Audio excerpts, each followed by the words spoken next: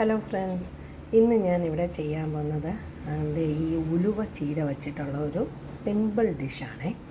അപ്പോൾ അതിന് വേണ്ടിയിട്ട് ഞാൻ ഒരു പിടി ഉലുവയില, അത് നമ്മൾ മുരിങ്ങയില എടുക്കുന്നത് മാതിരി ഓരോരോ ഇലയായിട്ട് എടുത്ത് വയ്ക്കണം.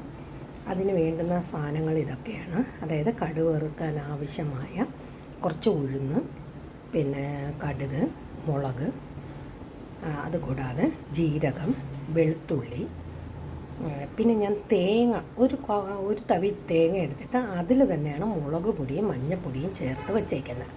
അപ്പോൾ നമുക്ക് സ്റ്റാർട്ട് ചെയ്യാമോ? ആദ്യമായിട്ട് നമ്മൾ അടുപ്പ് കത്തിച്ചിട്ട് അതിൽ കുറച്ച് എണ്ണ ഒഴിക്കുക. എന്നിട്ട് ഈ കടുക് സാധനങ്ങൾ അതിലേക്ക് ഇടണം.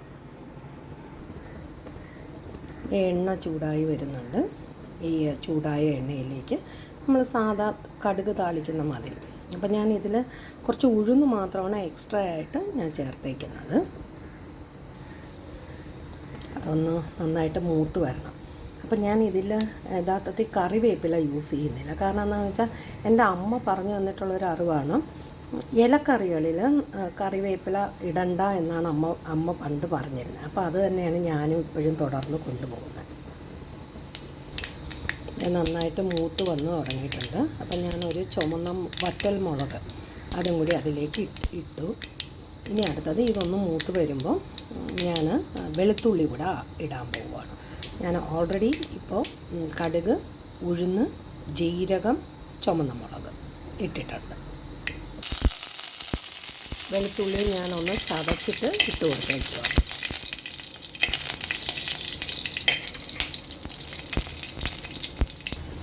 വെളുത്തുള്ളി കുക്കായതിൻ്റെ സ്മെല്ലും വന്നു തുടങ്ങിയിട്ടുണ്ട്.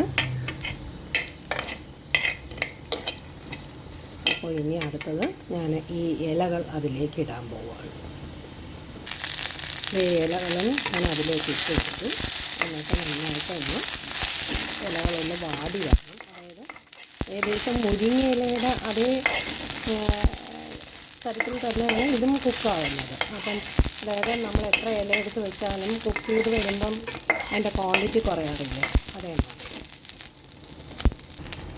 അതിലേക്ക് ഞാൻ തേങ്ങയുടെ ഒപ്പം തന്നെയാണ് ഞാൻ മുളക് പൊടിയും മഞ്ഞൾപ്പൊടിയും മിക്സ് ചെയ്തേക്കുന്നത്. അപ്പോൾ അതും ഞാൻ അതിൽ ആഡ് ചെയ്തിട്ടുണ്ട്. ഇതും ഏകദേശം ഒരു 2 മിനിറ്റ് അല്ലെങ്കിൽ 3 മിനിറ്റ് ഒന്ന് തീ കുറച്ചിട്ട് ഒന്ന് ചൂടാക്കി ഒന്ന് നന്നായിട്ട് ആ പൊടിയുടെ, അതായത് മുളക് പൊടിയുടെയൊക്കെ ഒരു പച്ച ചുവ മാറുന്നത് വരെ നമ്മളൊന്ന് സോട്ട് ചെയ്ത് കൊടുക്കുക. അതിനുശേഷം നമുക്ക് വെള്ളം ഒഴിച്ചിട്ട് വേണം ഇതൊന്ന് അടച്ച് വെച്ച് വേവിക്കാൻ. ഞാൻ ദേ ഉപ്പും ചേർത്ത് കൊടുത്തിട്ടുണ്ട്. ഒരു ഫ്രൈ മാതിരി വന്നു. അന്നേരത്തേക്ക് ആ പച്ച മണമൊക്കെ ഒന്ന് പോയിട്ടുണ്ട്. ഇതിലേക്ക് ഞാൻ ഒരു 1/2 ഗ്ലാസ് വെള്ളം, ഒരു ഗ്ലാസ്സിൽ 1/2 ഗ്ലാസ് വെള്ളം കൂടി പോകാതെ ശ്രദ്ധിക്കണം. കാരണം ഇത് അധികം കുക്ക് ചെയ്യാനായിട്ട് ഒന്നുമില്ല. അപ്പം നമ്മൾ ഓൾറെഡി ഇത് ഇങ്ങനെ ഫ്രൈ ചെയ്തിട്ട് തന്നെ ഇടുമ്പോൾ അത് ഏകദേശം കുക്കായിട്ടുണ്ട്.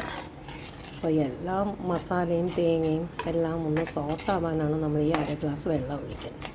എന്നിട്ട് ഈ വെള്ളം ഒന്ന് വറ്റുന്നത് വരെ അടച്ചു വെച്ച് വേവിക്കുക. ഇത് ഏകദേശം എല്ലാ വെള്ളവും മാറിയിട്ടുണ്ട്. അപ്പോൾ നല്ലൊരു സ്മെല്ല് വരുന്നുണ്ട്. ഇത് ശരിക്കും പറഞ്ഞാൽ 2 പേരുള്ള ഒരു കുടുംബത്തിന് ഈ ഒരു ക്വാണ്ടിറ്റി മതിയാകും. അംഗങ്ങൾ കൂടുതലുണ്ടെങ്കിൽ ഒരു 3 മുതൽ 4 കെട്ട് ഉലുവ ചീര ആവശ്യമായിരിക്കും. ഇത് വേറെ ഒരു കറികളും ഇല്ലെങ്കിലും തൈരും ഇതും കൂട്ടിയും അല്ലെങ്കിൽ മോരും നല്ല പുളിശ്ശേരിയും ഇതും കൂട്ടി കഴിക്കാനും നല്ലതാണ്. അപ്പോൾ നിങ്ങളെല്ലാവരും ട്രൈ ചെയ്യുക. ഇഷ്ടപ്പെട്ടോ എന്ന് പറയുക. Okay, by.